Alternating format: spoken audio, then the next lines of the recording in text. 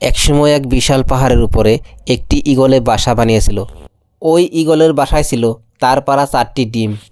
ওই ঈগলটি তার পাড়া ডিমগুলোকে রেখে সে প্রতিদিনই খাবারের সন্ধানে যেত।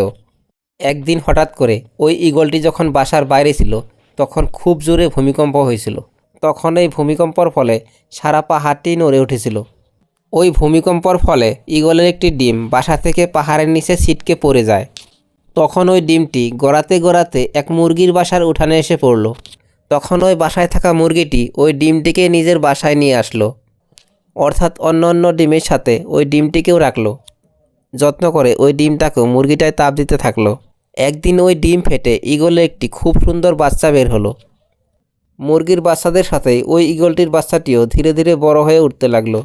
কিন্তু ওই ঈগলের বাচ্চাটি সবসময় ভিতর থেকে অন্য কিছু অনুভব করত। হঠাৎ করে আকাশে ঈগলের একটি ঝাঁক উড়ে বেড়াতে দেখে সে মুরগিকে বলল, ইস, আমিও যদি এভাবে উড়ে বেড়াতে পারতাম তাহলে কতই না ভালো লাগতো। তখন ওই মুরগিটা একটি মিষ্টি হাসি দিয়ে বলল, তুমি কিভাবে উড়বে? তুমি তো মুরগি। মুরগি কখনো উড়তে পারে নাকি? ওই ঈগলটি মাঝে মাঝে আকাশে ঈগলের ঝাঁক উড়ে বেড়াতে দেখত আর স্বপ্ন দেখত যে যদি আমিও এইভাবেই উড়তে পারতাম। কিন্তু প্রতিবার সে তার স্বপ্নের কথা জানালে ওই মুরগিটা বলতো যে এটা কোনোদিনও সম্ভব নয়। একদিন ওই ঈগলটি ওই মুরগিটার সব কথাগুলো বিশ্বাস করে নিল। সে কোনোদিনও উড়তে পারবে না। তারপর ওই ঈগলটি বাকি জীবনটা ওই মুরগিদের সাথেই কাটিয়ে নিল।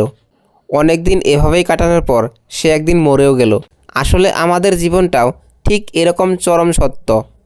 তুমি যা বিশ্বাস করতে শিখবে তুমি তাই হয়ে উঠবে।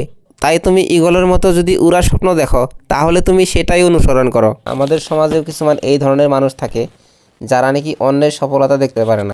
তাই বলছি, নিজের স্বপ্নে নিজে এগিয়ে যাও, এই মুরগির কথায় কান দিতে যেও না।